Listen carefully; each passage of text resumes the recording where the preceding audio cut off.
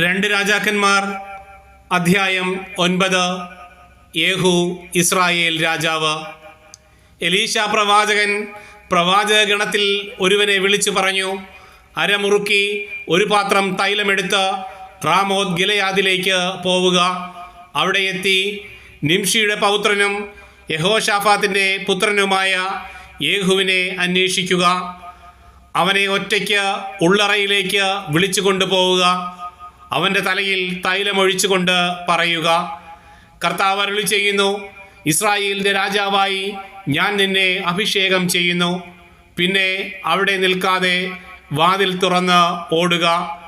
പ്രവാചക ഗണത്തിൽപ്പെട്ട ആ യുവാവ് റാമോത്ത് ഗിലെയാദിലേക്ക് പോയി.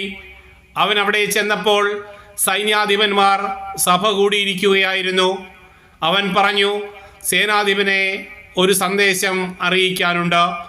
യേഹു ചോദിച്ചു, ഞങ്ങളിൽ ആർക്കാണ് സന്ദേശം? അവൻ പറഞ്ഞു, സേനാധിപ അങ്ങേക്കു തന്നെ. അവൻ എഴുന്നേറ്റ് വീടിനുള്ളിലേക്ക് കടന്നു.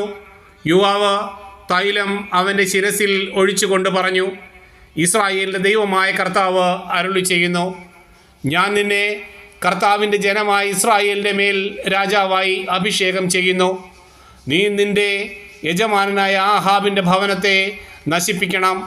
അങ്ങനെ ഞാൻ എൻ്റെ പ്രവാചകന്മാരുടെയും മറ്റു ദാസന്മാരുടെയും രക്തത്തിന് ജസബലിനോട് പ്രതികാരം ചെയ്യും. ആഹാബ് ഗൃഹം നശിക്കും.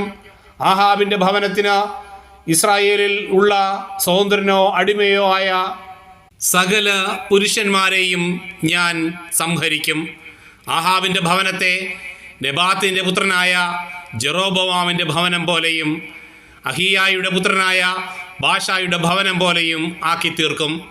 ജസബലിനെ നായ്ക്കൾ ജസ്രയേലിൻ്റെ അതിർത്തിക്കുള്ളിൽ വെച്ച് ഭക്ഷിക്കും. ആരും അവളെ സംസ്കരിക്കുകയില്ല. അനന്തരം അവൻ വാതിൽ തുറന്ന് ഓടിപ്പോയി. യേഹൂ തൻ്റെ യജമാനൻ്റെ സേവകന്മാരുടെ അടുത്ത് വന്നപ്പോൾ അവർ ചോദിച്ചു, എന്താണ് വിശേഷം? ആ ഭ്രാന്തൻ എന്തിനാണ് നിന്റെ അടുത്ത് വന്നത്? അവൻ പ്രതിവദിച്ചു, അവനും അവൻ്റെ സംസാര രീതിയും നിങ്ങൾക്ക് പരിചിതമാണല്ലോ. അവർ പറഞ്ഞു, അത് ശരിയല്ല, നീ ഞങ്ങളോട് പറയുക.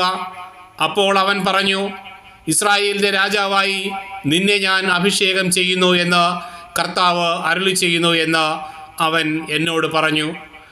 അവർ തിടുക്കത്തിൽ തങ്ങളുടെ മേലങ്കി പടിയിൽ വിരിച്ചിട്ട് കാഹളം മുഴക്കി വിളംബരം ചെയ്തു, യേഹൂ രാജാവായിരിക്കുന്നു.